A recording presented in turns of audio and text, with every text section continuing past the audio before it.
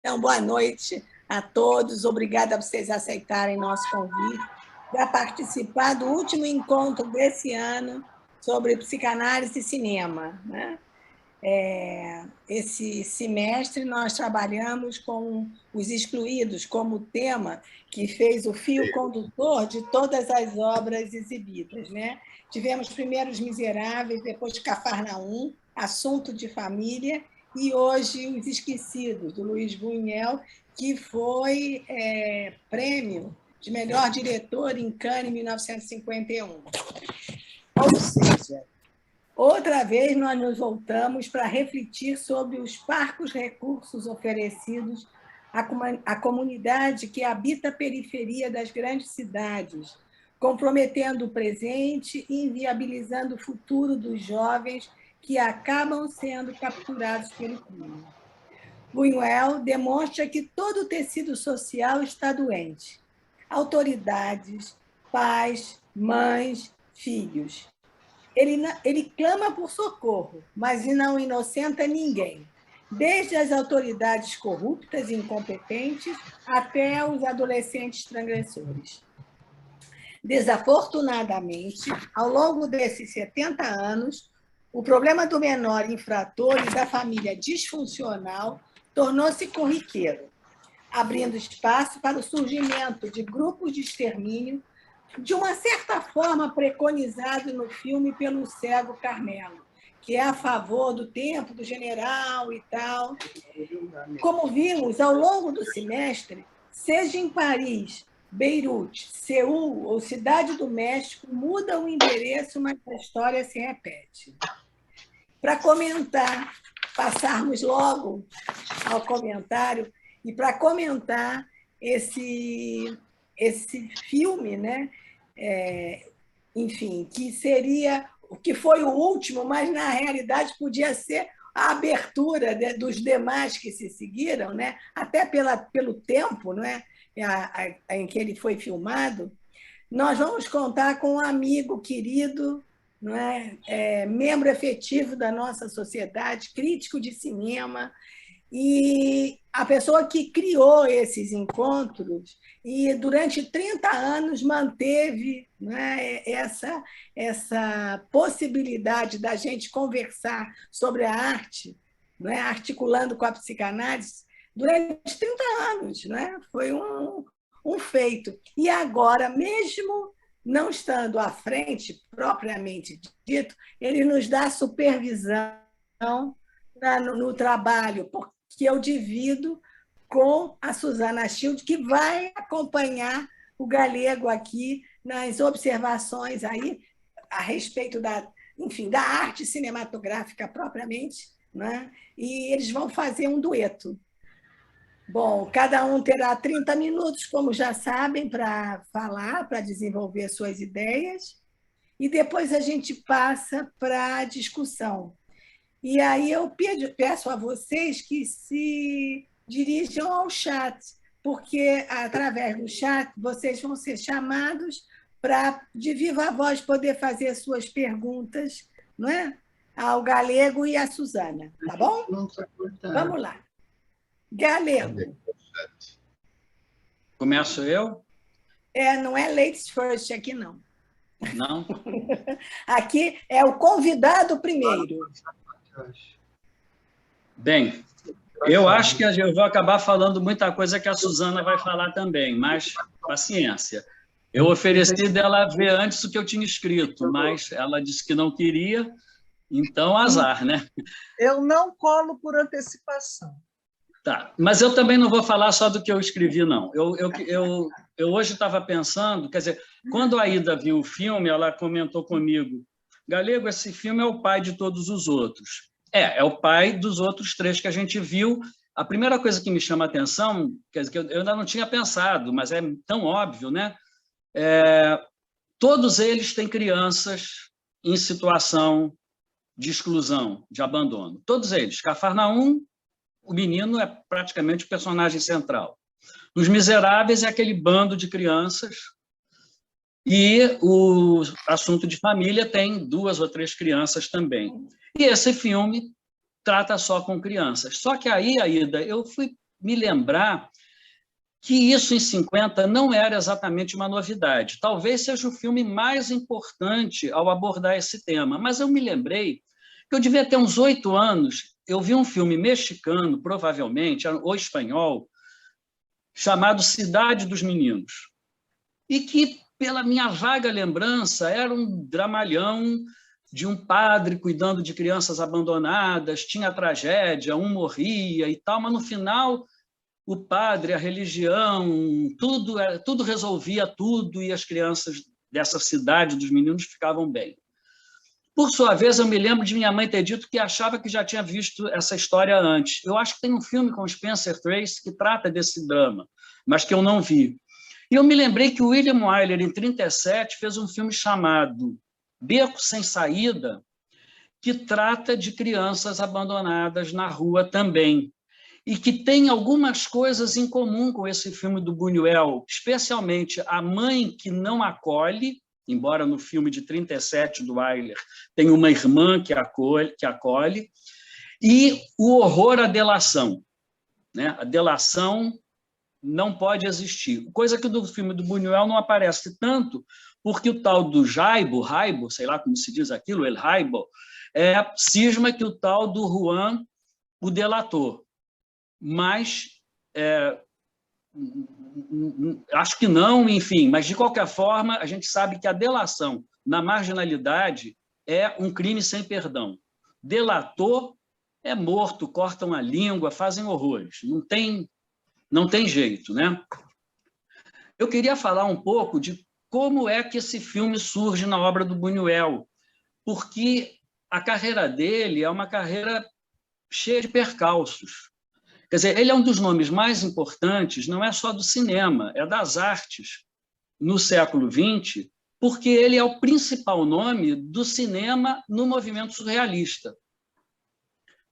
Quando ele dirige 2 filmes, assinados por ele e pelo Salvador Dalí, um filme de 17 minutos, que é O Cão Andaluz, e um filme de 1 hora e pouco, 1 hora mais ou menos, que é A Idade de Ouro, que parece que o Dalí já participou bem menos, que são considerados os filmes, as obras surrealistas no cinema. O Buñuel,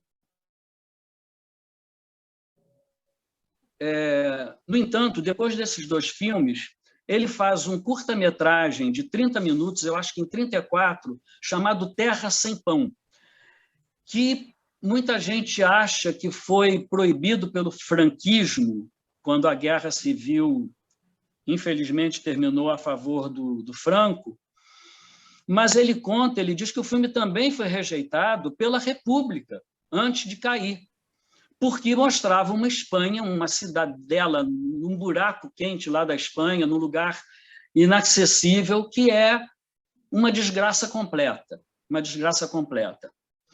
Depois desse filme, o Buñuel tenta trabalhar nos Estados Unidos, quer dizer, ele tenta criar primeiro uma cinematografia espanhola com filmes comerciais para poder ter dinheiro, para poder se fazer os filmes que se quer, que se prefere. Mas com a vitória do franquismo, ele tem que fugir. E ele vai para os Estados Unidos, já com mulher e 2 filhos, e consegue um emprego na Cinemateca do Museu de Arte Moderna. Até que o Salvador Dalí, amigo de juventude dele, assim como Garcia Lorca, né? O Buñuel era filho de um pai muito rico. Ele enriqueceu com alguma coisa de importação e exportação entre Cuba e Espanha, talvez tabaco, não sei bem. Então, ele vai estudar na República dos Estudantes em Madrid, que era um celeiro de ideias. Os mais famosos são Buñuel, Garcia Lorca e Salvador Dalí, mas tem outros artistas intelectuais espanhóis que passaram por lá nessa época, contemporâneos dele. Então, voltando, quando ele está nos Estados Unidos, no MoMA, o Salvador Dalí publica uma autobiografia precoce, né, em torno dos 40 anos, onde ele menciona o Buñuel como ligado ao Partido Comunista, coisa que o Buñuel nega. Me parece que o perfil dele era muito mais de anarquista de esquerda do que submisso a regras de partido comunista, ainda mais stalinista, não faz o perfil do Buñuel de jeito nenhum. Seja como for, ele acaba perdendo o emprego no Museu de Arte Moderna. Com mulher e 2 filhos pendurados, e aí o único lugar que ele acaba conseguindo ir é para o México, aonde já havia muitos espanhóis que fugiram do franquismo. Porque os espanhóis contra o Franco, os de destaque, ou foram mortos ou fugiram. Não teve meio termo. Infelizmente, morreu barbaramente o García Lorca. E parece que muito mais por ser homossexual do que por um ativismo político. Coisa horrorosa. E aí o Buñuel vai para o México e dão para ele filmar. Bom, o México tinha uma indústria cinematográfica de dramalhões e musicais que a grande maioria se perdeu, não tem importância na história do cinema, com uma ou outra exceção aqui e ali. E dão para ele fazer um musical. Talvez seja o único filme realmente muito insatisfatório da obra dele. E aí ele fica sem filmar 3 anos. E aí ele consegue filmar uma comédia, é meio uma chanchada, mas que tem lá o seu interesse, que é a história de um homem que tem algumas posses, não chega a ser um milionário, mas tem dinheiro e é muito avarento. E a família dá um negócio para ele dormir, leva ele para uma casa muito pobre, e quando ele acorda, convence ele que ele nunca foi rico, ele sonhou, ele é um pobre, miserável, etc. e tal. Então é uma chanchada, mas tem lá a sua graça e tem uma crítica social, que é uma coisa que aparece em alguns filmes do Buñuel. Ele não era um cara de fazer muito ou quase nenhum proselitismo. Eu diria que os filmes dele têm várias vertentes que às vezes se superpõem. Tem o surrealismo, claro, né? Tem uma crítica à burguesia, personagens burgueses que vão ser criticados, né? O mais emblemático é a burguesa frígida do Bela da Tarde, que de tarde vai trabalhar num bordel. Mas é uma linhagem de burgueses em boa situação socioeconômica, cultural, mas que tem lá as suas taras, perversões, neuroses. E tem os filmes dele de crítica a preconceitos, críticas sociais no sentido de preconceitos. Tem as críticas religiosas, Viridiana, que alguém já mencionou no bate-papo inicial, mas não só, né? A Via Láctea, Nazarim. Poucos filmes mais explicitamente políticos, poucos filmes mesmo, com temas mais ligados à política, né? Um deles, nem o Buñuel gostava, mas o Glauber Rocha adorava, diz que ajudou ele a fazer Terra em Trânsito, chama-se no Brasil Os Ambiciosos, eu acho que era o nome em espanhol também, era uma coprodução francesa, e o nome em francês era alguma coisa como A Febre Chega Nessa Cidade, uma coisa assim, não me lembro mais. E tem os filmes, tem alguns poucos filmes também que ele aborda diretamente a pobreza, a miséria. E Las Urdes, em 34, ou Terra Sem Pão, e Os Esquecidos, em 50, quer dizer, quando ele consegue fazer Os Esquecidos depois do sucesso do tal sujeito que enganaram ele, dizendo que ele nunca foi rico, ele sonhou e tal, e o sujeito acaba acreditando. Dá para rir um pouquinho, não é desprezível, não. É bem chanchada mesmo, podia ser um filme de Oscarito, aqui na época das chanchadas, mas como alguns filmes do Oscarito são muito engraçados mesmo, né? Bom, então, ele faz Os Esquecidos, em 1950, e ele disse sobre esse filme: durante 3 anos em que estive sem trabalhar no México, 1947, 48 e 49, pude percorrer a capital de um extremo ao outro, e a miséria que vi me impressionou. Decidi me concentrar nas vidas das crianças abandonadas, e para me documentar, consultei pacientemente arquivos de um reformatório. Minha história foi baseada em fatos acontecidos.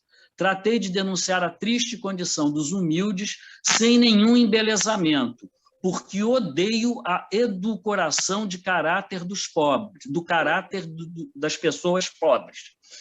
Talvez tenha feito o meu filme preferido porque fiz o que queria e como queria. E quando esse filme é apresentado no Festival de Cannes de 1951, na Europa tinha gente que achava que ele tinha morrido. Não tinha a menor ideia de...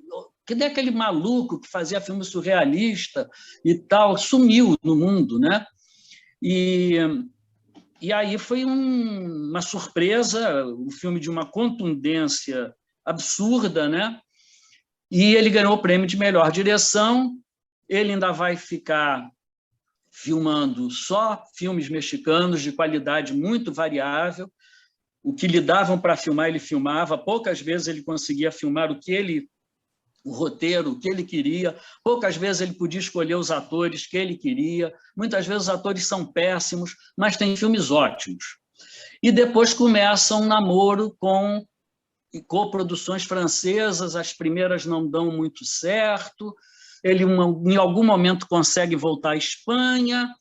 Ele quer filmar um romance que se chama Tristana. A censura espanhola não aceita. Ele inventa um filme muito mais virulento, que é Viridiana, que ganha a Palma de Ouro em Cannes, e a Espanha, naquela época, os filmes representavam o país, né? Não havia muitas coproduções. Acabou que Viridiana ganhou a Pátrida, né? Porque a Espanha renegou o filme. Franco, claro, a censura franquista. E, finalmente, é só a partir da coprodução de A Bela da Tarde que ele vai poder fazer os 6 ou 7 últimos filmes com uma força surrealista que ele só tinha podido ter, francamente, no México, quando ele filmou O Anjo Exterminador, mas, em 50, ele está nesse momento de ser redescoberto pelo mundo cinematográfico, pelos críticos, pelos outros cineastas. Ele faz o filme começando com cenas de grandes capitais internacionais e a intenção óbvia é amaciar, né, o amor próprio, a ferida no amor próprio mexicano, dizendo que esse problema que vai ser mostrado não é exclusivo da cidade do México. Mesmo assim, o filme estreou numa segunda-feira e no sábado já havia sido retirado de cartaz. Somente depois que ganhou o prêmio de melhor direção em Cannes é que voltou ao cartaz e chegou a ficar 6 semanas em algumas salas da capital do México. Houve uma sessão prévia para um grupo de intelectuais e artistas mexicanos antes do relançamento e a recepção foi ruim pela maior parte dos presentes. Houve ataques xenófobos no sentido de que, não sendo mexicano de nascimento, ele havia atacado de modo ingrato o país que o acolheu. Isso saiu na imprensa e mesmo alguns artistas intelectuais mexicanos ficaram mordidos, né? Chegou a ser aventada a expulsão do país em alguns jornais, mas ele já tinha cidadania mexicana e não aconteceu nenhuma tragédia pior com ele, né? E ele nunca deixou de morar no México, mesmo depois do sucesso, até financeiro, de A Bela da Tarde. Em 67, quando ele teve liberdade e dinheiro para filmar o que ele queria, como ele queria, ele filmava na Europa, mas voltava para sua casa, que era um tanto franciscana, na cidade do México. O luxo era ter gin para beber dry martini. Fora isso, eu vi uma fotografia do quarto dele, quando ele já estava mais velho, e a esposa dormindo num quarto, ele no outro. É o quarto de um frade franciscano. Muito simples mesmo. O filme mostra um pouco da cidade do México, em algumas cenas que se passam em ruas centrais, com movimentação urbana, mas o que vai ser muito mais frequente são os bairros miseráveis, os barracos imundos e lugares muito sujos. Logo nas primeiras cenas, a gente é apresentado a 2 dos personagens sobre os quais o filme vai se deter mais especialmente. El Jaibo e Pedro. Aliás, é muito engraçado, porque o Buñuel, eu acho que a última coisa que ele era sentimental. Ele não era uma pessoa sentimental. Na entrevista que eu li dele sobre esse filme, ele só se refere a esse personagem Pedro como Pedrito. Achei engraçado isso, porque no filme é Pedro, ninguém chama ele de Pedrito, né? Ele, Buñuel, chama esse personagem de Pedrito. El Jaibo, eu já tinha visto num livro, em outra língua, que não português, que seria traduzido como escorpião, mas eu fui verificar, não é. Jaibo é um nome mais ou menos genérico para artrópodes, especialmente caranguejo. E tem uma conotação, tipo assim, de malandro-agulha, entendeu? De malandrão. E a gente nunca sabe o nome real dele, né? Os meninos fumam e bebem, hoje estariam cheirando cola e usando outras substâncias, e idealizam o Jaibo, que é um delinquente juvenil mais velho que fugiu recentemente de um reformatório. Eles se identificam, os menores, com o que hoje a gente chamaria de uma macheza tóxica marginal. Só os tolos trabalham, diz um deles, e passar por algum tipo de sistema prisional funciona como uma espécie de medalha de honra. Jaibo fala do que aprendeu no reformatório, que é uma escola para o crime. É uma coisa que também está dito nesse filme de 1937, americano, que os reformatórios funcionavam como escola para o crime.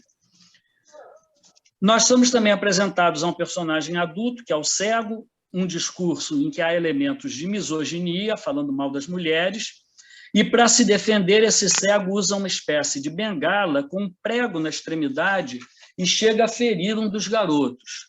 A ignorância assertiva do Jaibo recomenda: bota a teia de aranha para a ferida não infeccionar. Eu não sabia que esse mito existia fora do Brasil, porque quando a gente estudava em medicina essas doenças infecciosas, como tétano, dizia-se que uma das causas de tétano era essa crendice popular de que tem um machucado, bota a teia de aranha em cima, e era um caminho para você pegar tétano. Então, fomos saber que no México, em 1950, os pobres também acreditavam nisso. Os garotos comentam sobre suas mães não gostarem deles e, por isso, fogem de casa. A única exceção é vista num jovem que trabalha e cuida de um pai alcoólatra, Juliano, né? A quem Jaibo acusa de ter sido responsável por sua prisão. Os garotos não têm a menor solidariedade para com o cego, a quem roubam e maltratam, mas não perdem por esperar, né? A recíproca vai ser verdadeira. Jaibo capitaneia outras crueldades. Um homem tronco, um homem sem pernas que anda num carrinho, é roubado e abandonado no chão sem o carrinho que ele usa para se movimentar, numa das cenas mais chocantes que eu já vi na vida. A mãe de Pedro, que também a gente nunca vai saber o nome dela, trabalha para sustentar não sei quantos filhos, 4, 5, não sei. Não tem marido, ela parece ter uma ética sobre o trabalho, e por isso Pedro mente para ela que esteve procurando trabalho quando andou desaparecido de casa. Não é visto nenhuma figura masculina para os meninos se identificarem. Se há, são figuras denegridas. Um avô, esse cego. Não há pai, não há lei. Também não há perdão materno, compaixão materna. Por mais que Pedro esteja delinquindo, sua mãe se mostra absolutamente intolerante para com ele, nada acolhedora. Surgem outros personagens com alguma importância. Um menino de origem camponesa, que o pai levou à capital e lhe disse: me espera aqui, e não apareceu mais. Ele vai ser apelidado de Orritos, Olhinhos. E Mete, que é uma menina pré-adolescente. Há outras superstições, além da teia de aranha. O cego, que tem nome, Dom Carmelo, usa uma pomba para tratar, amenizar as dores de uma mulher doente. Orritos presenteia Mete com um dente encontrado no cemitério, e conta também uma história. O Jaibo manda um recado para Julián através de Pedro. Finge estar com o braço numa tipóia, onde, na verdade, dissimula uma pedra. Ataca Julián com a pedra pelas costas e o agride muito, mesmo caído no chão. A violência é tanta que mais adiante vai saber que Julián morreu. Pedro volta em casa e nessa noite tem um sonho, onde Julián, ferido, sangrando, está sob sua cama, rindo. Aparecem pombas e plumas do tratamento que ele viu lá do Dom Carmelo. A mãe aparece mais afetuosa, o chama de querido, diz que ele é bom, e ele, no sonho, consegue dizer à mãe que acha que ela não o ama. E ela se justifica, dizendo que trabalha muito, mostra as mãos. As vozes são escutadas sem que eles movimentem os lábios. E aí ela aparece com corte de carne crua e vai dar para ele. Mas o braço e a mão do Jaibo surgem de debaixo da cama e o corte de carne é tirado do Pedro. O poeta e futuro prêmio Nobel Octávio Paz, mexicano, escreveu que neste sonho havia o resumo do filme: a fome, o crime e a mãe, formando uma espécie de festividade sacra. Eu acho que esse sonho é muito interessante, né? Quer dizer, eu acho que só mesmo os grandes cineastas conseguem criar sonhos no cinema que tenham verossimilhança, né? O sonho de abertura do Fellini 8,5, os sonhos nos filmes do Bergman e os sonhos no filme do Buñuel, que, com o passar do tempo, vão ter uma característica muito interessante, né? Eles não têm essa coisa da câmera lenta que tem nesse filme, não tem esses, vamos chamar assim, vícios de dramaturgia do cinema mais antigo, né? Até de filmes de Hitchcock, né? Com temas psicanalíticos, com o Salvador Dalí fazendo os cenários, né?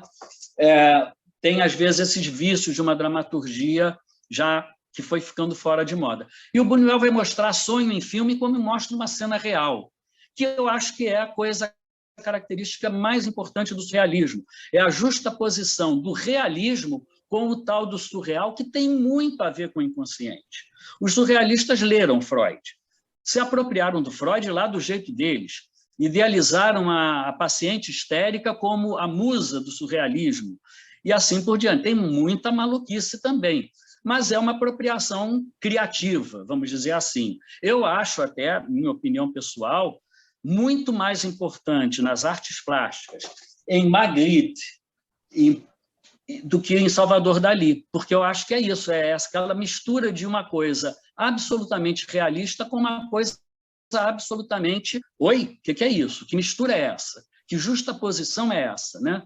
Um dos quadros mais interessantes do Magritte, eu usei até num cinema que o Fernando Rocha comentou há muitos anos, né? Ele fez uma sereia ao contrário. Em vez de ser mulher do tronco para cima e peixe da cintura para baixo, era peixe da cintura para cima e tinha pernas de mulher com vagina e tudo da cintura para baixo. O Magritte tem essa criatividade. Eu acho que o Dalí tem quadros lindos, mas depois ele fica muito repetitivo. Eu acho que ele cai numa espécie de truque fácil, né? E eu acho que esse sonho, também a câmera lenta e a camisola da mãe também ajuda a dar a impressão que ela está até flutuando, né? Eu acho que é um sonho muito próprio de uma criança nessa situação. No sonho ele consegue dizer que acha que a mãe não o ama, no sonho a mãe está mais carinhosa, no sonho ele se mostra compreensivo, a mãe justifica que está trabalhando muito, mas tem a culpa embaixo da cama, a morte que ele se sente cúmplice do Julián, e tem o Jaibo, que é o principal assassino, e ele se sente cúmplice e que lhe roubam a carne. E esse sonho, no livro do Fernando Césarman, ele vai interpretar de um ponto de vista bem edípico, né? Diz que o sonho prenuncia a situação edípica do Pedro em relação à mãe, que vai ser roubada concretamente, sexualmente, pelo Jaibo, mais adiante. O Pedro parece muito desconfortável. Galego, Oi? dá para você sintetizar, porque tá passando. Falta pouco.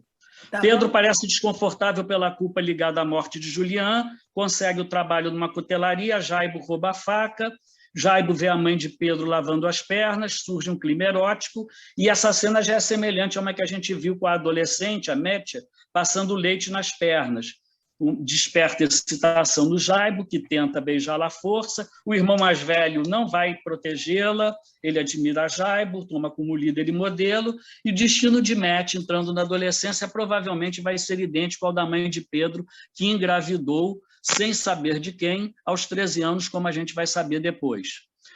A polícia procura Pedro pelo desaparecimento da faca, a mãe se porta com indiferença em relação ao filho e parece disposta a deixá-lo aos cuidados do poder público. Eu vi isso muito. Eu trabalhei menos de 2 anos na Funabem, que depois virou FEBEM, e as mães e pais queriam acreditar que aquilo era a melhor coisa para os filhos.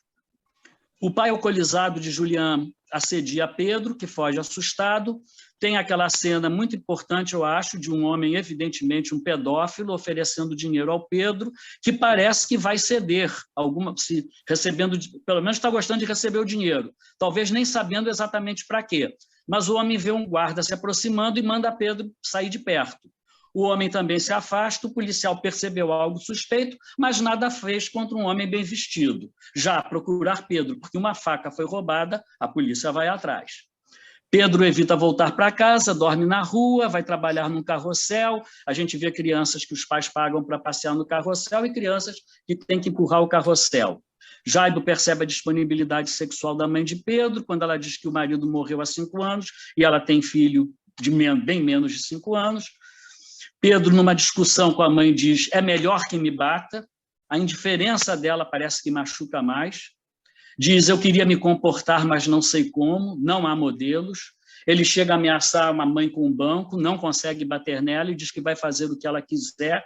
Vai para o juizado de menores, Pedro vai para uma fazenda-escola, ele diz que ela está se livrando dele, o juiz de menores critica a mãe, ela se defende, dizendo que tem que trabalhar para dar de comer aos filhos, e alega: por que eu vou amar o Pedro se nem sei quem é o pai dele? Eu tinha menos de 14 anos quando ele nasceu.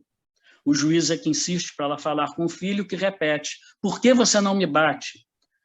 Na fazenda, ele, que parece gostar de animais, acaba descontando a raiva em 2 galinhas. O diretor da escola Granja interpreta que Pedro estava com raiva dos adultos que dirigem a escola Granja por achar que ele está numa prisão. Pede que ele pense depois de comer e comenta com o colega: de barriga cheia todos somos melhores. Se pudéssemos prender a miséria em vez de crianças. E são recados mais óbvios que o filme dá sobre causas sociais que alimentam a delinquência juvenil. Aí ele testa o Pedro, dando uma nota de 50 pesos para comprar cigarro. O colega diz: se você vai dar 50 pesos para todos os meninos, você vai ficar pobre. E ele responde que age de acordo com cada criança. Se Pedro não voltar, meus erros serão pagos. O Jaibo procura Pedro, porque teme que o Pedro acabe denunciando que ele, Jaibo, assassinou Julián, rouba-lhe a nota de 50 pesos, bate muito em Pedro, que vai atrás de Jaibo. A gente vê os meninos de novo reunidos, como no início. Uma faca cai do bolso do Jaibo, fica evidente que ele que roubou e deixou Pedro levar a culpa, e Pedro fala em voz alta do assassinato de Julián. O cego escuta, denuncia Jaibo à polícia. O cego, que fala sempre do tempo melhor do general, que era um ditador, Porfírio Dias. Qualquer semelhança com o que se passa aqui com pessoas idealizando o tempo dos ditadores não é mera coincidência, mas fruto da incapacidade de discernir as desvantagens de qualquer ditadura, além da expectativa de um superego forte externo que falha como estrutura interna em todos esses personagens. Não há lei internalizada. O cego tenta abusar de Mete, acaba descobrindo que o Pedro está escondido ali. Ele esbraveja contra Pedro e Orritos, que continua esperando o pai, e Pedro acaba sendo morto por Jaibo, que vai ser morto pela polícia, num dos muitos prédios decadentes ou construções interminadas ou deterioradas que o filme mostra com frequência. O avô de Mete, para evitar confusão com a polícia, vai com ela jogar o corpo de Pedro num lixão. E Jaibo, agonizante, alucina com um cão. Gente, tem um microfone ligado aí que está atrapalhando.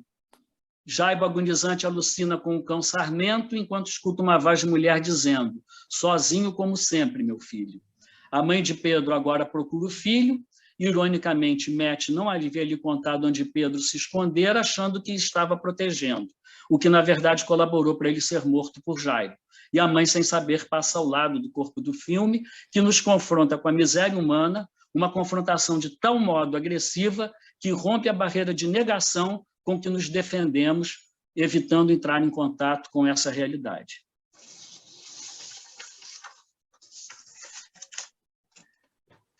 Acabou, Galego?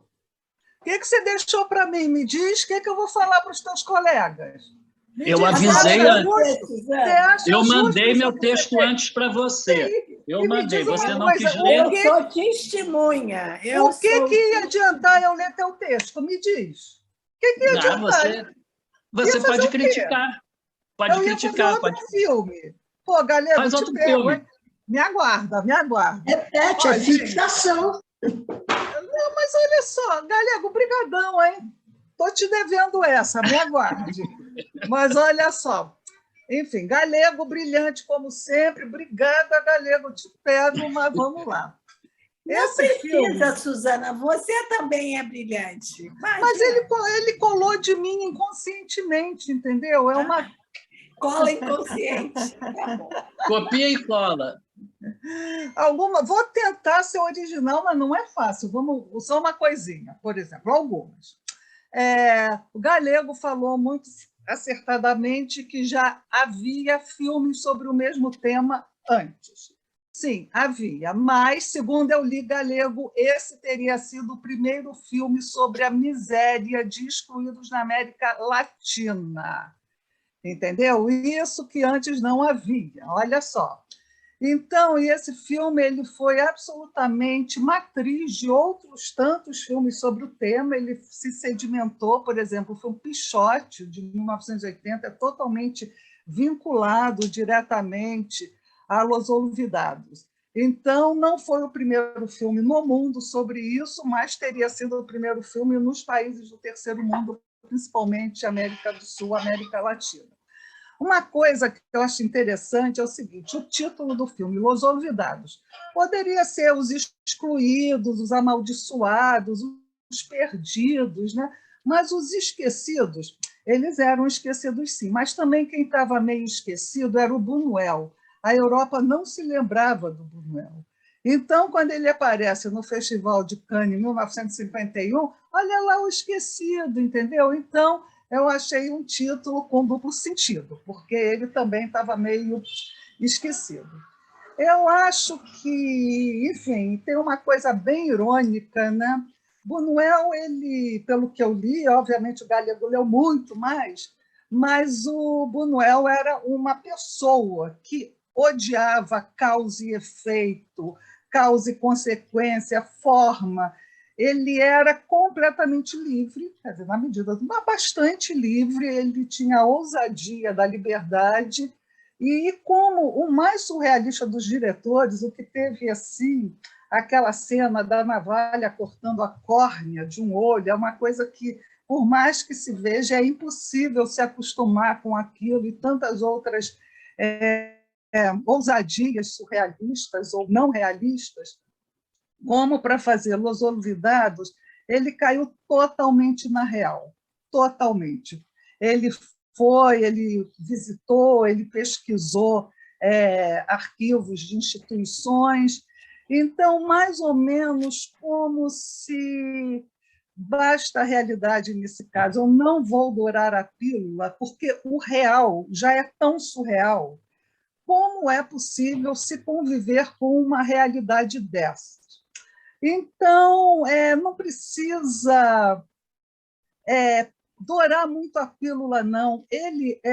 O filme tem uma pegada assim, neorrealista, do cinema neorrealista da Itália, mas enquanto a Itália pegava principalmente pós-guerra, ele aqui na América Latina, no México, ele pegou uma miséria estrutural que, infelizmente, continua.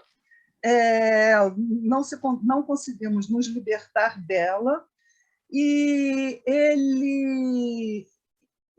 o filme foi pessimamente recebido. Parará.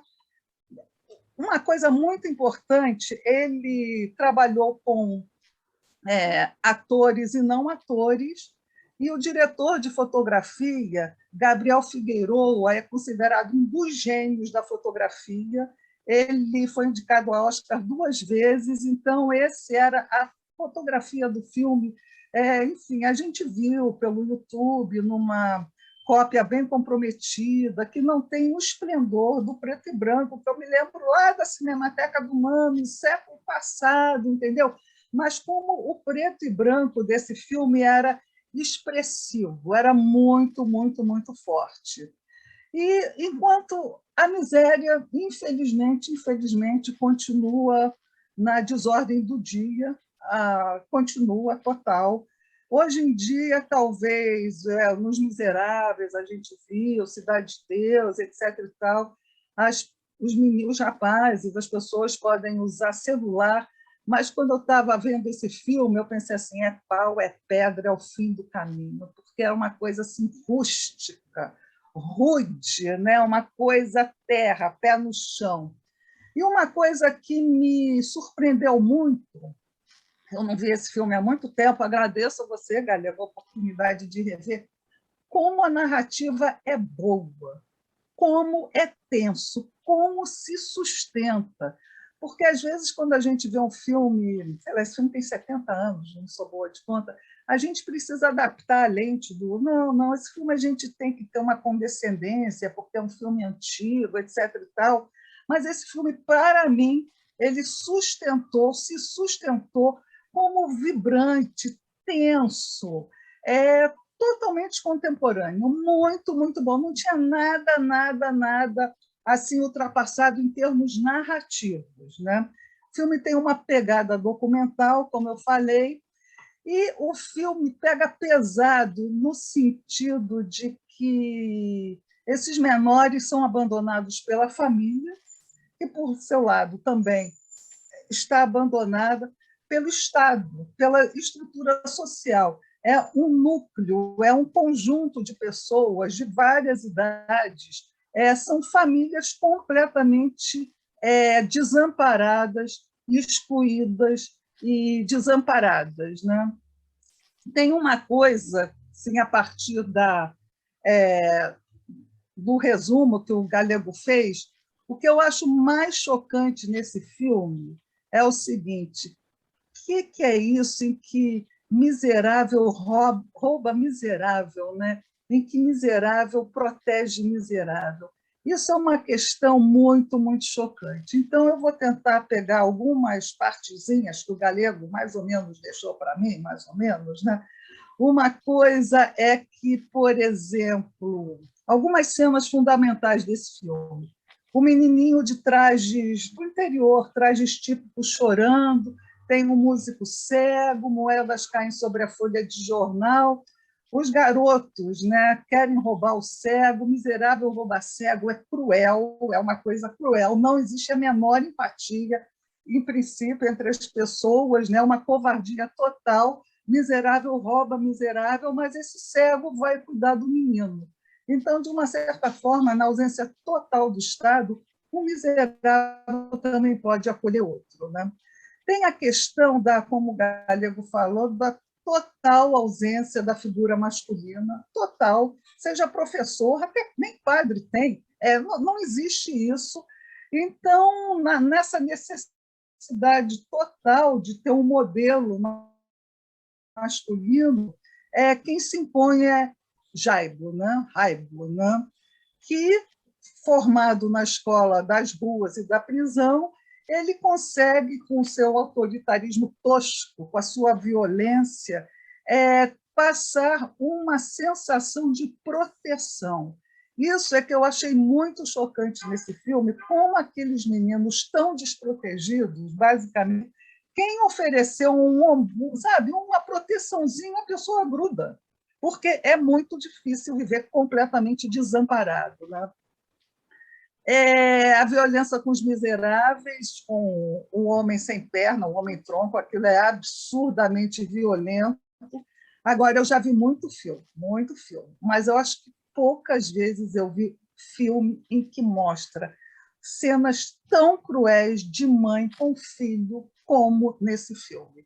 A mãe de Pedro com Pedro. A rejeição dessa mãe com esse menino é absurda, é completamente... é de uma crueldade, é de uma indiferença, que a gente só pode entender o seguinte: ela também é tão desamparada com esse menino, e mãe solteira, o que tem de mãe solteira nisso, não existe figura paterna, e o que ela diz? Se o pai não reconheceu ele, por que eu vou reconhecer?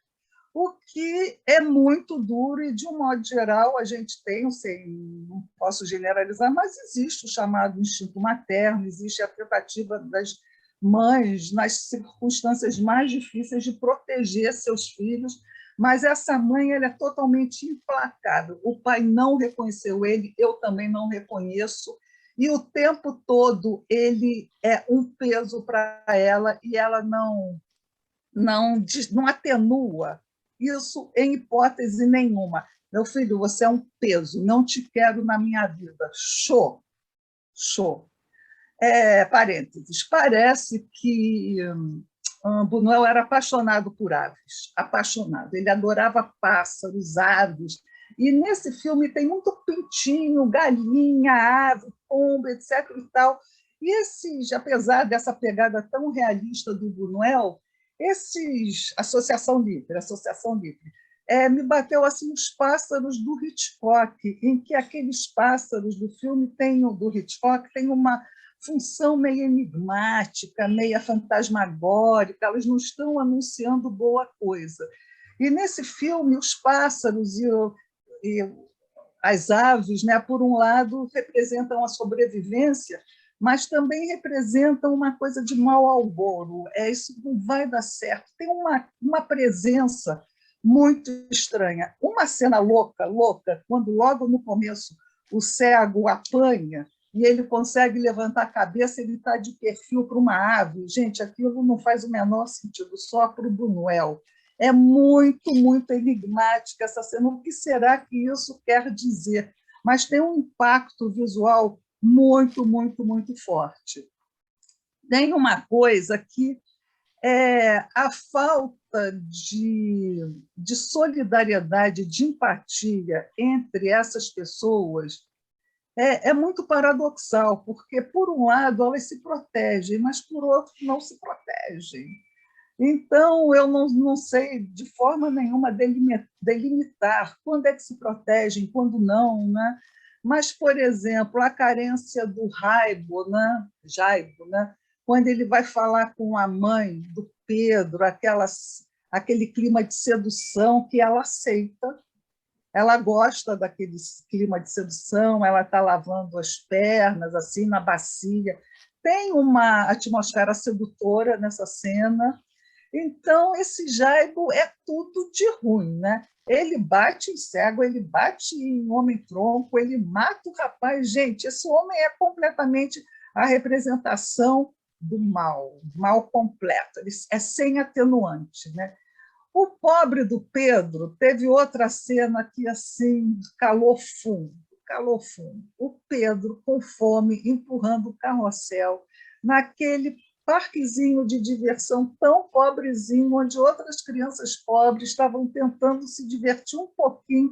Gente, que cena maravilhosa, maravilhosamente triste e maravilhosamente forte. Assim, aquelas crianças eram um pouquinho menos miseráveis do que ele, né? Bom, aí tem o sonho do Pedro, né? Que coisa, esse sonho é surrealista. Nessa aqui, o Buñuel se traiu, ele não resistiu à origem, então aquele pedaço de carne que a mãe oferece, gente, aquilo é completamente desesperador aquela cena, é muito, muito forte, aquele menino querendo o carinho da mãe, a mãe com aquele vestido, com aquela camisola branca, parece de igreja, e aquela carne crua, aquela carne assim, uma coisa selvagem, né? Sem uma carne, enfim, quase antropofagia, é uma questão muito, muito forte aquela carne. E o garoto, né, o Jaibo, ele tem um momentozinho de relaxamento quando ele fala que ele tem ciúmes do Pedro, que ele gostaria de ter tido mãe, etc. E tal. Então, nunca soube quem era o pai e a mãe morreu logo. Então, um órfão tão desassistido, né? Aí teve uma coisa, a ida do Pedro para o reformatório, eu não sei, uma coisa assim do sentimento antirreligioso do Buñuel, mas eu acho que aqui, no Brasil, pelo menos, quando uma pessoa não sabe escrever, a gente fala assim, faz um X no lugar da assinatura. Não é um X? Nesse filme, a mãe dele, a mãe do Pedro, não sabe escrever e falam, faz uma cruz no lugar da assinatura. Eu falei, gente, será que é isso mesmo? Será que em outro lugar? E, de uma certa forma, responsabilizando a Igreja Católica pela falta de educação das pessoas. Faz uma cruz, eu achei bem chocante, né? Tem assim uma certa ternura com o Orritos, com o menininho, né? E com a menina, com a Mete. E tem uma questão que é a, a ausência total de qualquer possibilidade de saída dessas situações. Não tem, como eu falei, escola, não tem padre, polícia aparece muito raramente, tem mais apito do que polícia nesse filme. As pessoas apitam, aí a polícia aparece, não sei o quê, mas é muito ausente a questão da segurança pública. É muito ausente, né? E tem uma coisa que esse filme tem uma questão que é assim, mais ou menos o que se chama um filme coral. Esse filme tem 2 ou 3 personagens principais, mas a sua contextualização acaba sendo provida pela soma dos personagens. Todos os personagens, por menores que sejam a sua participação, têm uma importância na configuração desse painel que é a mãe desassistida, é o avô velhinho trabalhando, é o pai bêbado, é o garoto que denunciou e foi morto. Toda uma circunstância entrelaçada e na qual cada um desses personagens representa uma ponta dessa situação sem solução. Então, de desamparo total, né? O Raibo tem que ser estudado. Galego, já que você se animou tanto com o filme, faz um perfil psicológico aí do Raibo, porque ele é de uma falta de qualquer coisa impressionante. Assim, talvez ele não tivesse mais nada para perder, ele já tivesse perdido tudo. Então, ele arrisca tudo, ele não tem nenhuma ele não tem amizade, ele não tem solidariedade, ele não tem nenhum cuidado com o outro, nada. Atrapalhou, sair da minha frente. Então, o Jaibo matar Pedro, o Pedro que tentou protegê-lo, tentou ajudá-lo, é muito forte, né? Tem essa questão que o Galego falou, com a qual eu concordo, quando a menina chama o avô e se descobre que o Pedro está morto, o avô fala, não pode contar para ninguém, não queremos confusão. Ou seja, até a lei, a chamada lei, vai atrapalhar de qualquer jeito. Ou com a sua presença, ou se for para exercer a sua função. Não, a gente quer distância. Polícia a gente quer longe. Polícia só vai atrapalhar a vida da gente, por mais que seja. Não podemos ser incriminados. A questão do medo da lei. Eles não se sentem protegidos pela lei, eles se sentem ameaçados. Então, é uma situação extremamente perversa quando as forças, os representantes de um poder que deveria protegê-los, os ameaçam, né? Então, o cego, que é muito ambíguo, né? Ele protege o menino, o Orritos, mas ele também...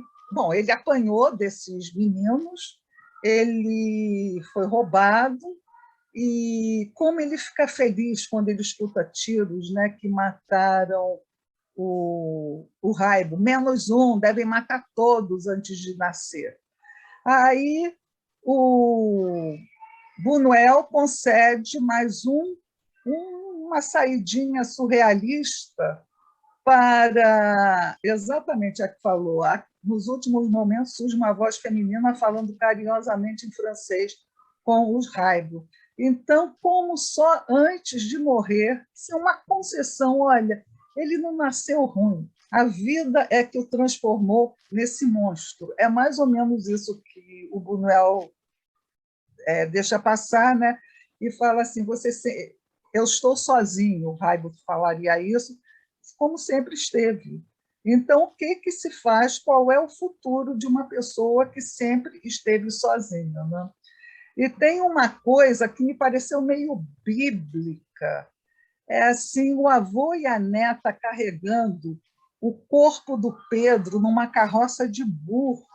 Me parece assim, uma coisa assim, pesada demais, mas muito simbólica, né?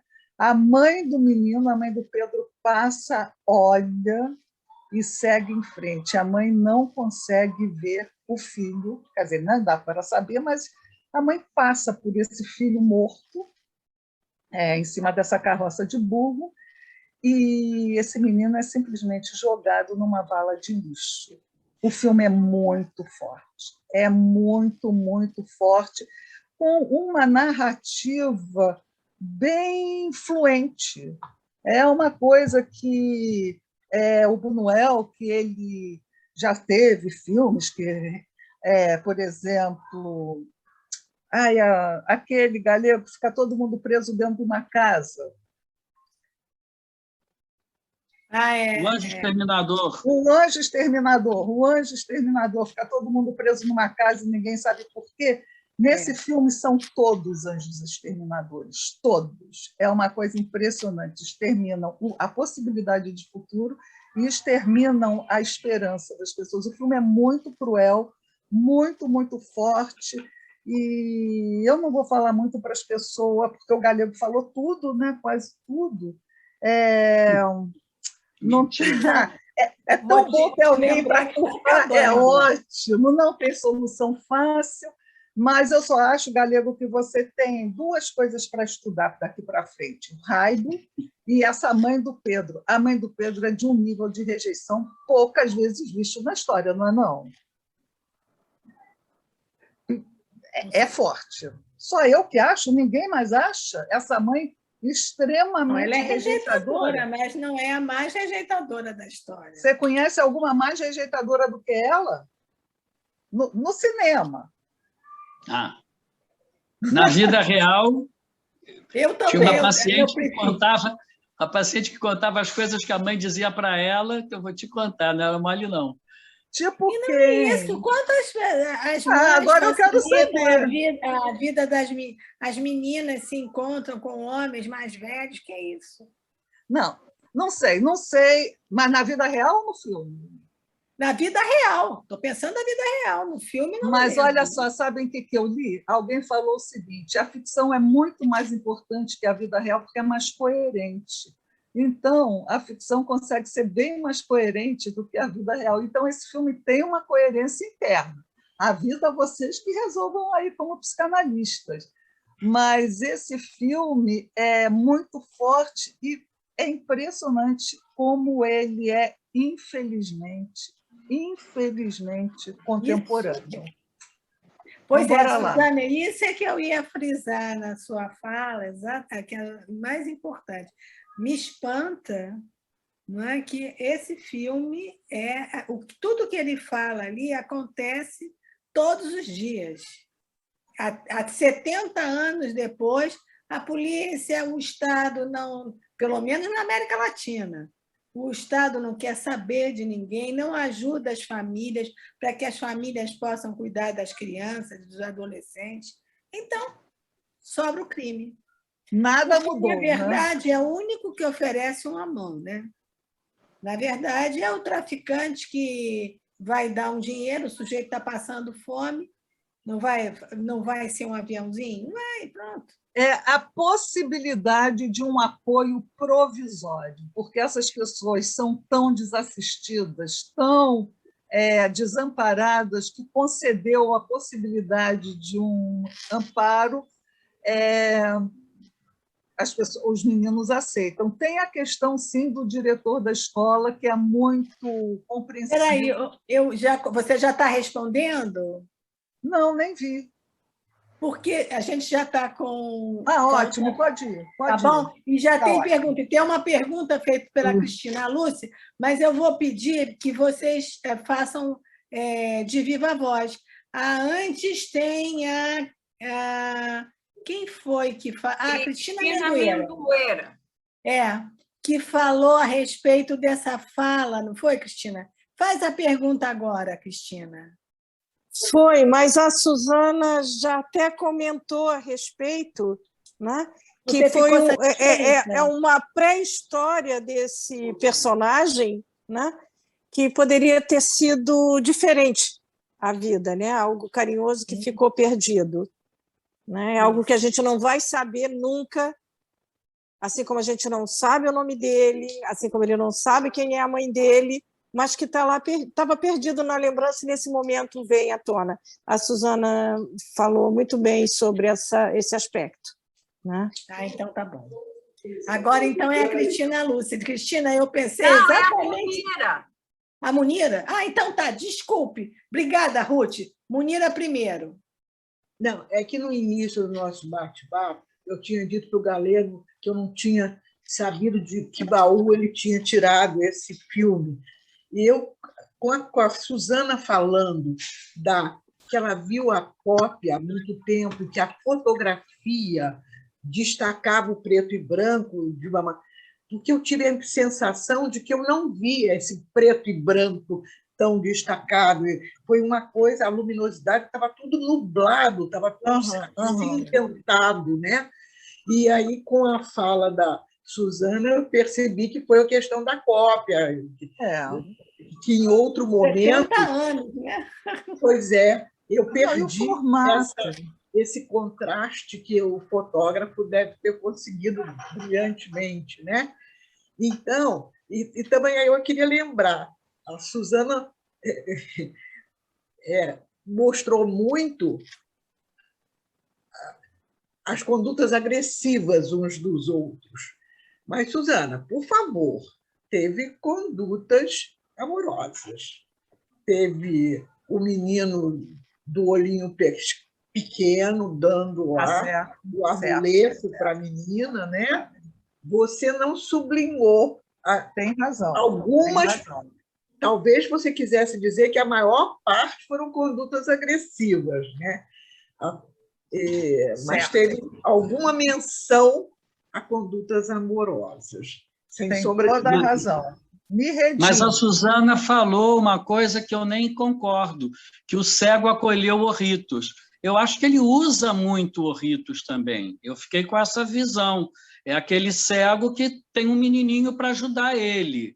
E não sei, a gente vê o Orritos também muito desamparado, a toda hora esperando que o pai volte, a toda hora lá com a Métia. Quer dizer, eu não sei o quanto o cego acolheu. A Suzana até viu como uma coisa, um momento de acolhimento. O próprio pai do Orritos, né? Eu também concordo que aquele cego não acolheu, não. Acho que o predominante ali era a exploração também, foi o meu sentimento, sem sombra de dúvida. Agora, o que me marcou, né, a questão das pernas das mulheres, o banho de leite, né, tanto na adolescente quanto na senhora, na mãe do Pedro, né, claro, o clima sedutor que se instalou através...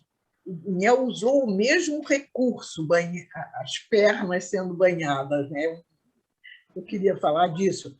E queria te falar que, no final, aparece essa mãe do Pedro caminhando novamente as pernas, procurando o filho. Você falou na carne, mas você não falou nas perninhas dela lá no final também, procurando o filho. No final, dá a impressão de que ela está procurando resgatar o Pedro. Pois é. Não sei também, porque quando a mãe do Pedro, a menina está com Orritos, e a mãe pergunta se Pedro, ela fala, não sei, aí o menino fala, por que você não disse? Porque ela quer brigar com ele, porque ele fugiu da instituição. Então, fica em aberto, não sei. Também fiquei na dúvida, Munira. Agora sim. Posso tá bom. falar um instantinho com a Munira? Eu estou procurando aqui um negócio. O Munira, é o seguinte, o Buñuel era o cineasta favorito do Hitchcock. São dois obsessivos, né? O Buñuel é mais obsessivo, o Hitchcock é mais perverso. E eu tenho um livro que mostra as obsessões do Buñuel em imagens. Eu estou procurando aqui porque tem uma que é exatamente dele mostrar, como ele insiste em mostrar Ah, achei. Não sei se eu vou conseguir mostrar para vocês. Vou tentar. Vamos lá.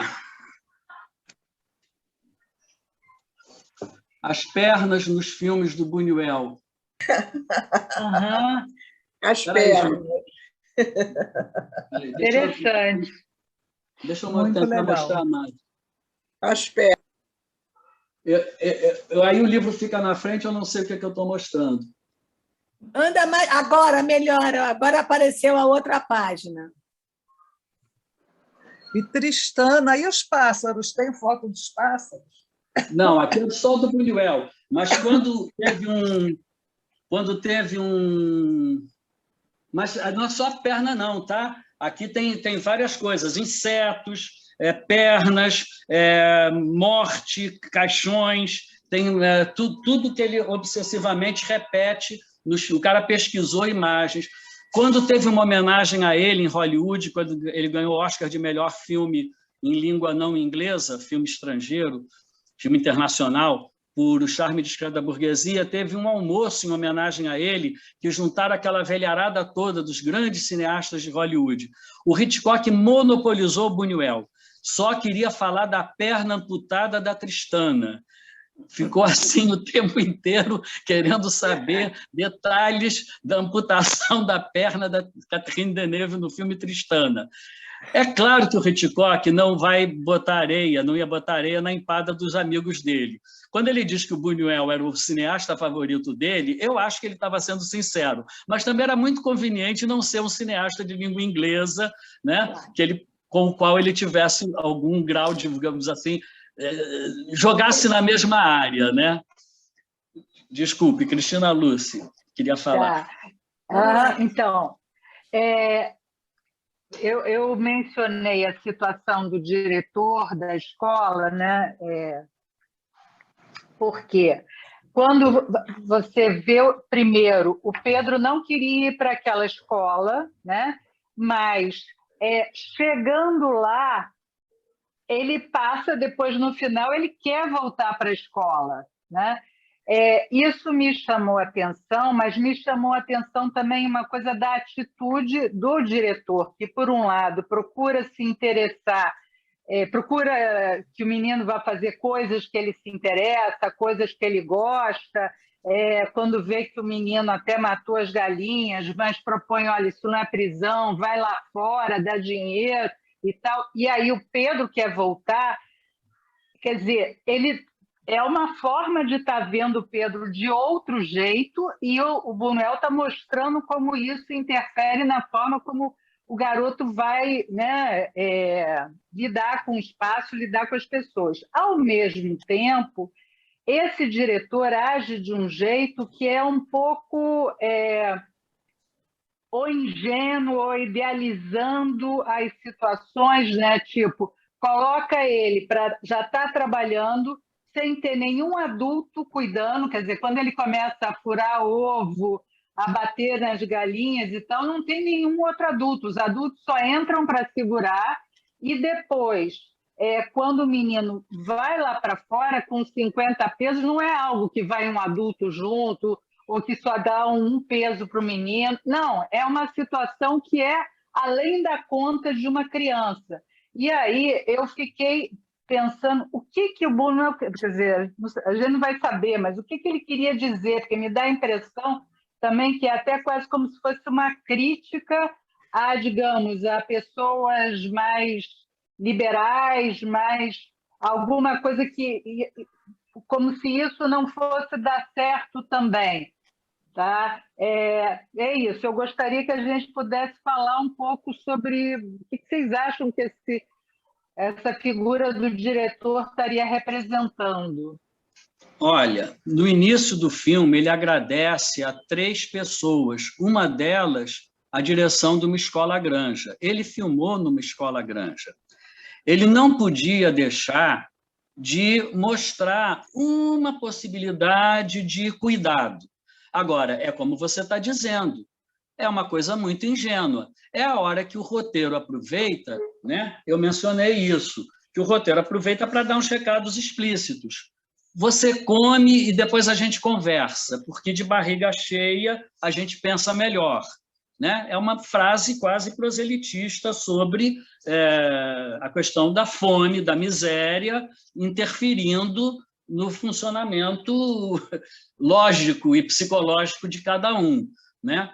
Agora, realmente, como você diz, o certo era dar o dinheiro e alguém ficar de olho. Na hora que aparecesse o Jaibo querendo roubar o dinheiro, não, sai daí, menino, vai, né? Não pode. É muito solto demais. É muito vai, né? Agora, tem uma outra coisa muito curiosa. Eu tenho o DVD desse filme. Nos extras, contam que muitos anos depois, na Cinemateca do México, ou sei lá, não sei aonde, encontraram o filme com outro final. Ninguém sabe a origem desse outro final. Se foi o Buñuel que filmou, achando que não ia passar na censura, ou o produtor não ia aceitar, enfim, que ele não ia fazer o filme tal como a gente vê, e que acontece o quê? Em vez do Pedro cair da altura e morrer, é o Jaibo que cai da altura e morre, e o Pedro volta para a Escola Granja, fim. É assim, quer dizer, o filme já tem 1h15, ia ficar com 1h05, 1h07. Então, não se sabe que se filmaram essa cena à revelia do Buñuel, ele nunca mencionou nas entrevistas, mas ele tinha uma questão de compromisso, porque ele teve acesso a prontuários, histórias dessa. Ele diz que essas histórias todas apenas foram arrumadas num roteiro ficcional, mas que tudo ele colou de relatórios, de reformatórios, de escola Granja. Então, é possível até que tenha tido um relatório desse tipo. Tivemos um menino que matou as galinhas e que a gente tentou ajudar, mas, infelizmente, ele não voltou com o dinheiro, e o Buñuel pode ter imaginado, não voltou porque não deixaram. Né? Não sei, não sabemos. Mas eu acho que a sua hipótese é muito pertinente, porque o Buñuel, assim como ele diz naquela frase que eu li no início, que ele não queria edulcorar os pobres, ele não quer que... porque pobre é bom. Não. É pobre e isso pode ser uma escola de maldade, uma escola de perversidade, uma escola de psicopatia. Então, ele não quer isso, ele não tem esse sentimentalismo. A única coisa que eu vi foi isso. Ele, na entrevista sobre esse filme, ele só se refere ao Pedro como Pedrito. E eu achei isso muito engraçado, muito inesperado. Para mim, que já li muitas coisas sobre ele. E dele falando do que ele pensa do mundo e tudo mais. Ele é muito cínico, às vezes, muito cético, né? Quando ele diz, Bela da Tarde, não, Bela da Tarde só fez sucesso por causa das putas, não foi por causa do surrealismo, não. Ai, então, agora o Wagner quer falar.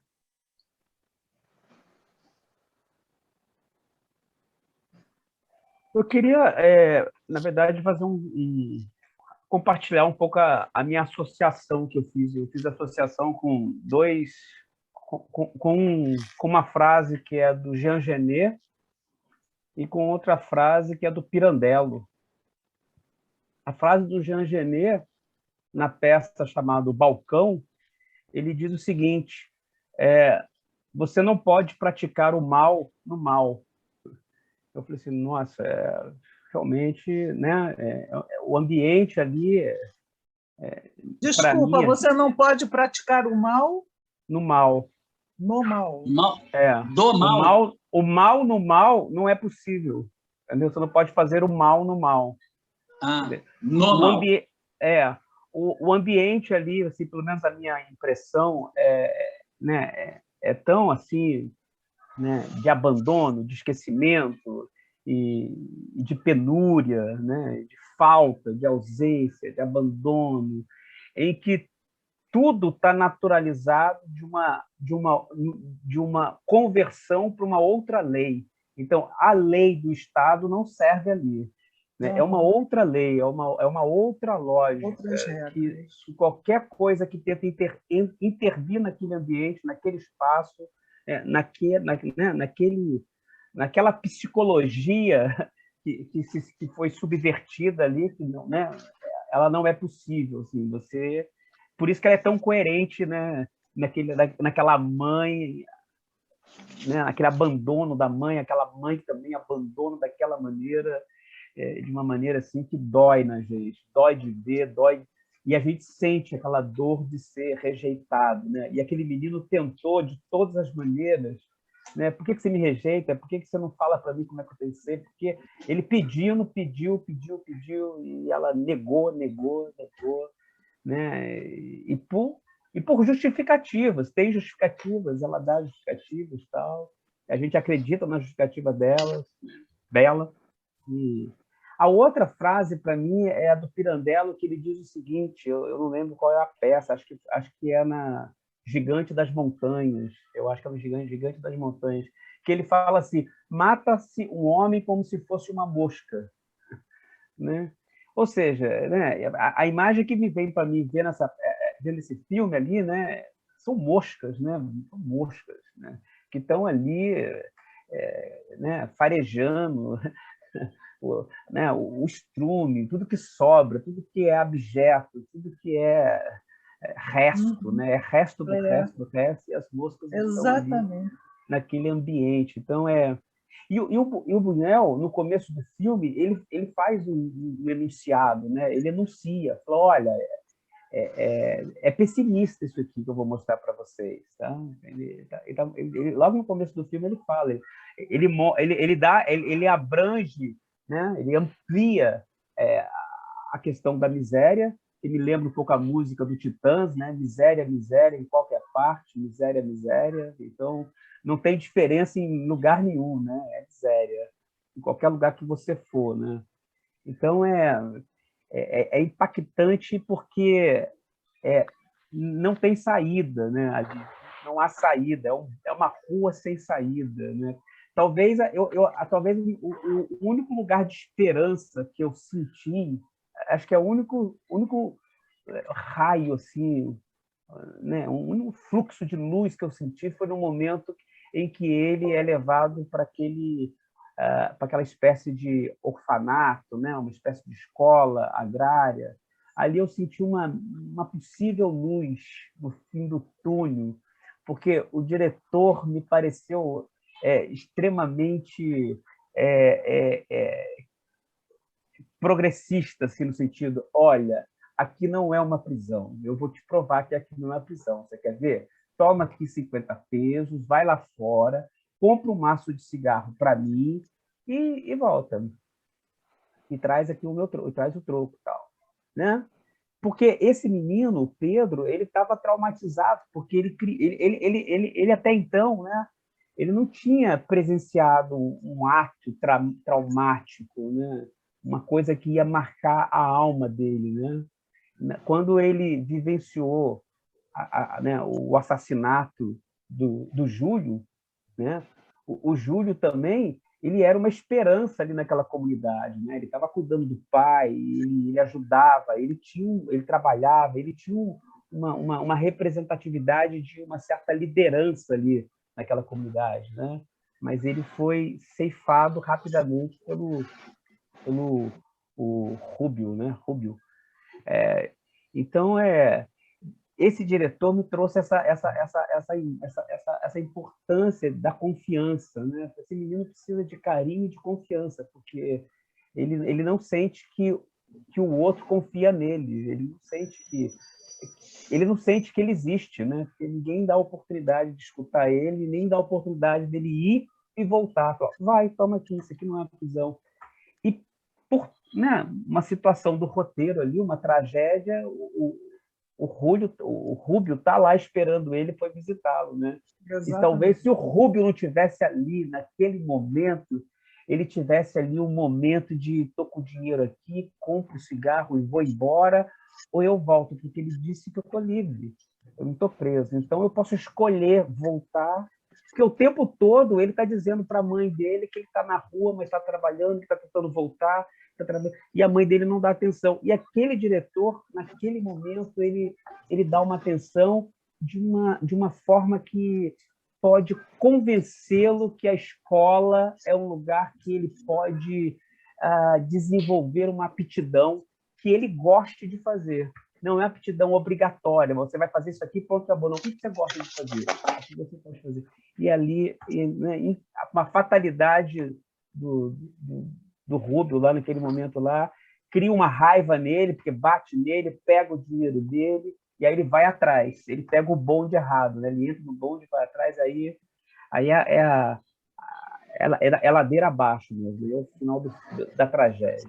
Então, eu queria compartilhar com vocês um pouco essa sensação desse beco sem saída, desse mal que não pode ser cometido no mal, que não faz a menor diferença para eles ali. É quase que aquela briga de galo, né? Acho que tem um momento que a mãe...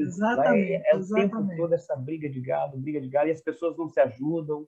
Não, é pouca solidariedade, não tem solidariedade, acho que não tem nem questão de pouco. Talvez aquela relação com esse menino também que chora, né? O Olito, né?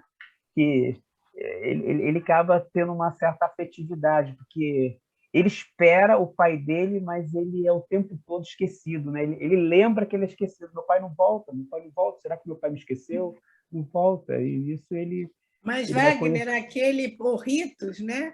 Ele tem uma história um pouquinho diferente. Ele é abandonado pelo pai, mas a gente supõe que ele provavelmente vem de uma família pobre, lá no interior e tal, mas que tinha recebido algum tipo de continente, né, até então. E, por miséria mesmo, o pai larga ele na cidade grande para ele se virar. Sim. Eu li que o Porritos... A gente supõe que o pai abandonou ou aparece alguma coisa? Aparece. Pode ter... Não, o pai não volta. O pai ele diz para ele, olha, aí eu venho te buscar. Está na cara que não ia voltar, porque ia voltar, sabe Deus quando? O menino ia ficar sozinho ali, naquela cidade enorme, e ele com aquele chapéuzinho de mexicano, provando que vinha do interior, absolutamente... Camponês. É camponês, né? Eu li que o Orritos não era... O ator que faz Orritos não era ator, não foi candidato a papel. Era um menino camponês que só fez isso no cinema. Era realmente um camponês. Não sei se era abandonado pelo pai, mas era realmente um garoto do interior. Não era da capital. Né? E aí eu concordo com a Suzana quando ela coloca a questão do coral, né? Tem um coro ali, né? Tem vários conjuntos assim de coro, né? E você tem os protagonistas, né? Os antagonistas ali, e tem um coro da miséria, um coro de vários... E o coro da ausência também, né? Quer dizer, um Estado que não está presente, né? Um pai que nunca está ali, não tem um adulto, né? Acompanhando, tentando fazer uma intervenção positiva, não tem. Então, é extremamente impactante. Eu adorei ver esse filme, eu vi 2 vezes. Eu vi a primeira vez, fui dormir, no dia seguinte eu vou ver de novo, porque foi muito forte, foi muito bom. Obrigado por esse presente, Galego. Mas, Wagner, amei a expressão coro dos ausentes. Amei. Muito, muito boa. Parabéns pela sua fala. Obrigado para vocês, pela fala de vocês, que instigaram a falar essas questões que estão sendo tão pertinentes a gente discutir na atualidade, né? Agora, recentemente, teve uma chacina no Jacarezinho, agora teve uma chacina no Salgueiro, né? Então, está repetindo, está atual e é contemporâneo, né? Está aí, no nosso lado, essa miséria que é terrível de lidar. O Cego propõe isso, né? Que se as pessoas fossem, se houvesse repressão, não diz repressão, mas se houvesse um controle, parará. Matar todos, ele diz. Antes cego, mesmo de nascer, umas coisas. O Cego assim. tem algo de profético nisso, né? Porque acho que tem uma fala que é da tragédia, eu não sei quem é que fala, mas acho que o Galego e a Suzana vão me ajudar, que diz o seguinte, que o melhor bem, né, é não ter nascido. Né? Não, é no final de Édipo Rei. Né? Nunca diga que uma pessoa foi feliz até o último dia de sua vida. Acho que, não sei se antes ou depois, que tem essa frase do coro, né? No caso do Édipo, era melhor que não tivesse nascido. Isso. E o Que, segundo aliás, melhor seria... bem... Oi? E o segundo melhor bem seria morrer o quanto antes. Porque o Édipo não ter nascido era a punição do pai dele, né?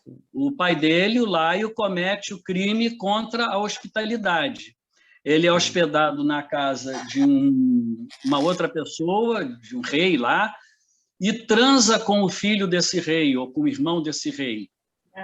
A questão não é nem transar com homem ou transar com mulher, a questão é o crime contra a hospitalidade. É o mesmo crime do príncipe Paris que deflagra a Guerra de Troia. É hospedado na casa do rei Menelau e sequestra a mulher do rei Menelau, e leva Helena para Troia. Então, o crime contra a hospitalidade era muito sério. E o Laio é amaldiçoado desse jeito. Você nunca deve ter um filho. E se tiver, ele vai te matar. Então, há uma série de especulações nos livros de mitologia, etc. e tal, que o Laio talvez só praticasse com Jocasta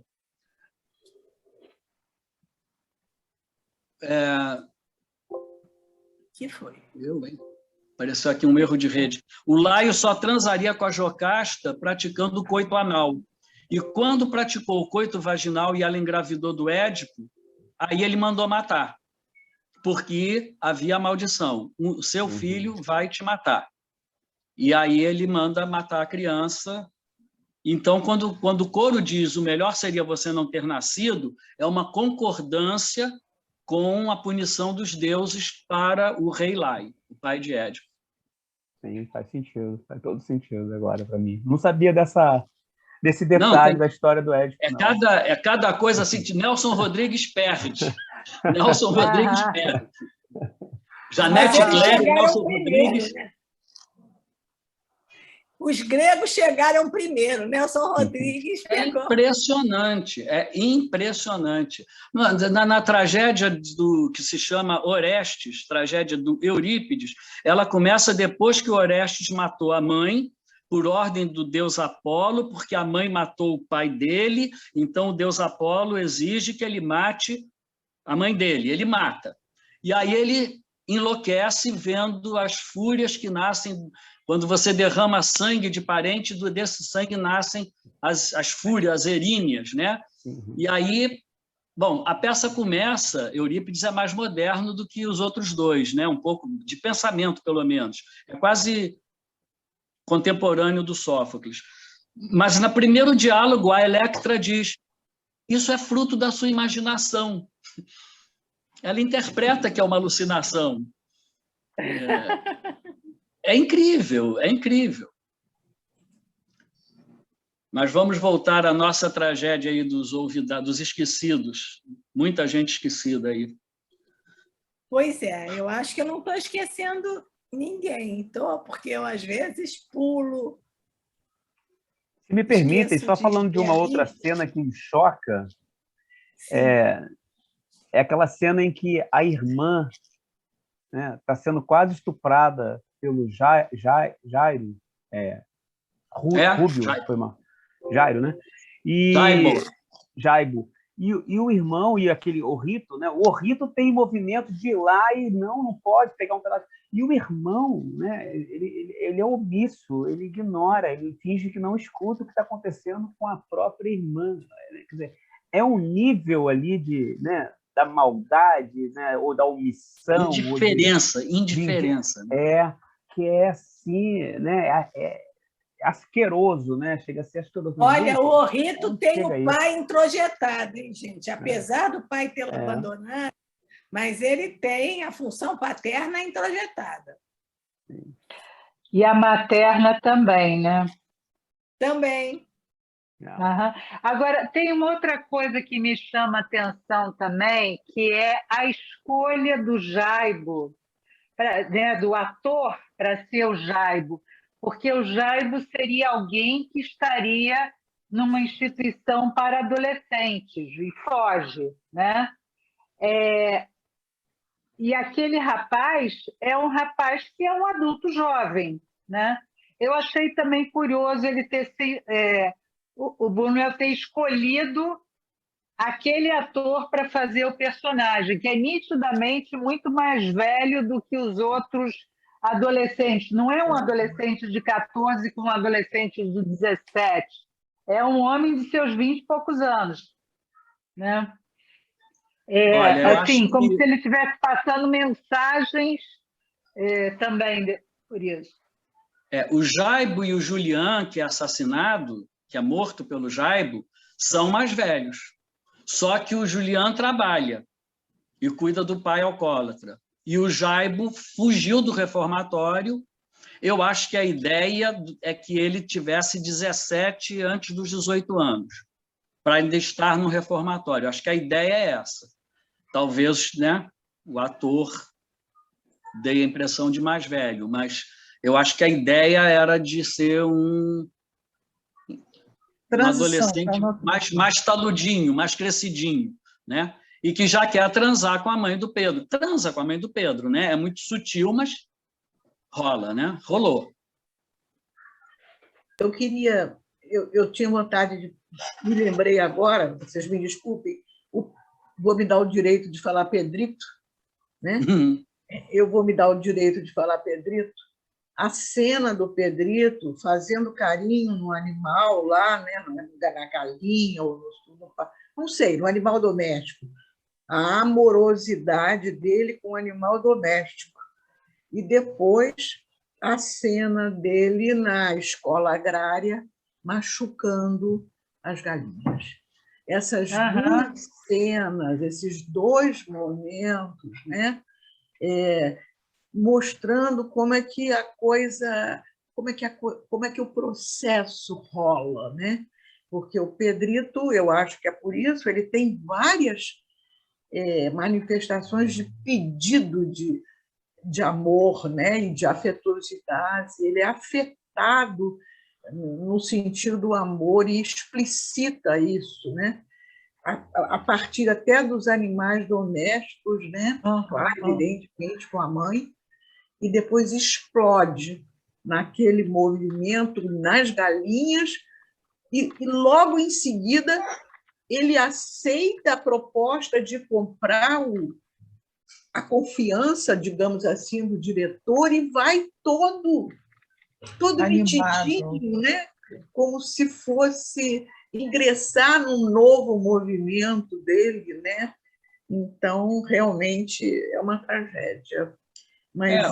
Monira, lembrando que o Corrute diz que, assim como o bebê humano nasce precisando de um ambiente com oxigênio, se não morre, nasce precisando de um ambiente com uma temperatura que não seja calor demais nem frio demais. Se está muito frio, tem que ser abrigado. Se está muito calor, tem que usar roupinhas razoáveis para a temperatura, tem que ser hidratado. Enfim, assim como existem, o organismo humano demanda determinados recursos ambientais, o psiquismo humano também nasce para ser cuidado, né? E o Corrute diz, a gente nasce precisando de quem nos ampare e morre querendo que alguém segure nossa mão.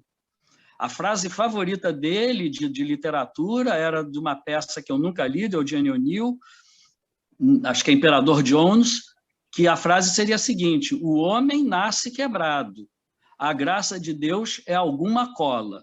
E essa alguma cola, para o Corrute, seria exatamente o afeto que, quando falta para um Jaibo, não há mais o que esperar. Ele só devolve com ódio. Ele só devolve com ódio. O que ele não... Ele é o cão sarnento, né? A última imagem que ele tem antes de morrer é: olha o cão sarnento, né? Sozinho como sempre, né? Como sempre. Nunca esteve a não ser sozinho. O Pedro e o Ritos e a Mete ainda têm uma expectativa que é frustrada a toda hora. A toda hora. A Mete parece tão carinhosa, como é que ela compactua com aquilo de botar o corpo do menino, né, e jogar num lixão? Mas no Pedrito, claro que esse anseio pelo afeto está, como em todos nós, né? No cerne da nossa sobrevivência, no ponto inicial da nossa sobrevivência, mas eu achei muito interessante porque depois ele apresenta verbalizando, né? Quer dizer, primeiro ele aparece em gestos, mas depois ele entra no mundo da palavra e mantém a palavra. Quer dizer, esse outro processo que a gente conhece como alguma coisa se inscreveu dentro dele para ele poder verbalizar, e ele verbaliza isso várias vezes, até no sonho com a mãe, com um pedaço de carne. Impressionante. O mais triste para mim é quando ele diz: eu prefiro que você me bata. Ele diz isso 2 vezes. Psicanálise pura, né? A indiferença é pior. Mortal, ele prefere, né? Você levar uma palmada, você bater nele porque não está gostando do que ele fez, é alguma prova de vínculo. Tem algum vínculo, ruim, mas tem um vínculo.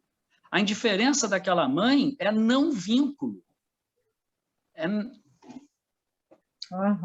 um corte, não tem...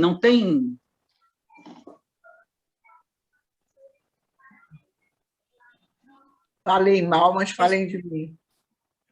Falei mal, mas falem de mim. Eu acho que a gente está chegando ao fim. Não tem, estão se esgotando as inscrições.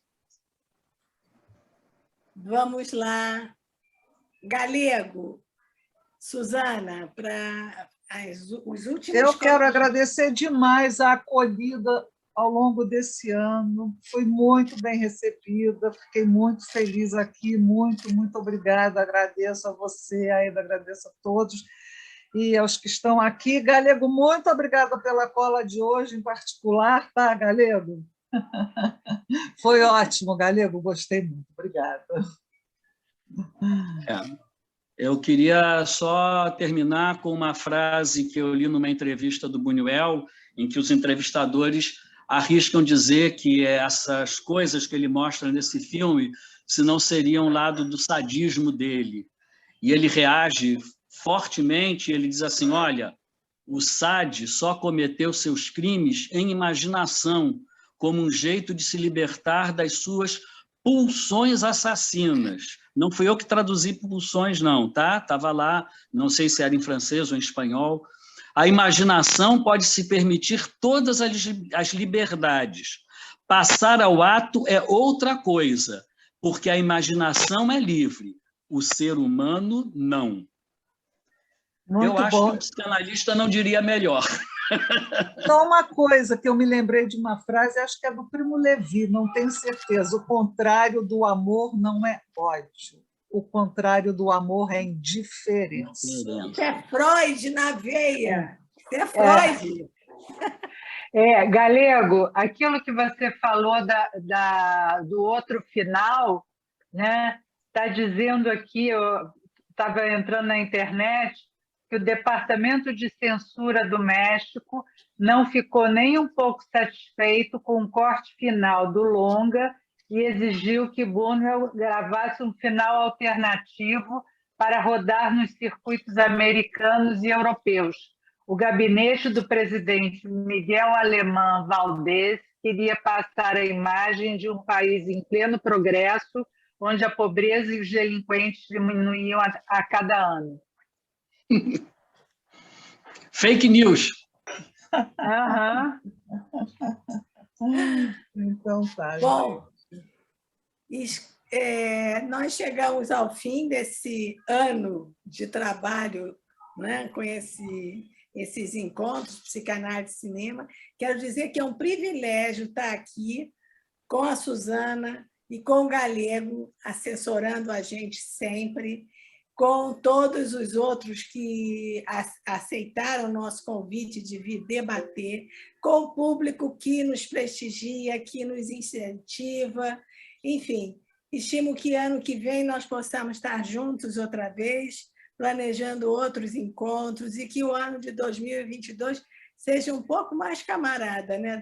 Porque esse não vai ficar para a história, não. Aliás, vai ficar para a história, sim. Para ser Mas com uma cara feia.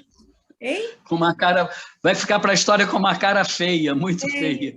Que 2022 seja mais camarada, então. Tá? Até 2022. Até Boa noite, 2022. obrigado a todos. Boa noite. Muito obrigada. Boa noite. Boa noite. Muito obrigada. Muito Boa bom. noite. Obrigada. Muito bom. Graças.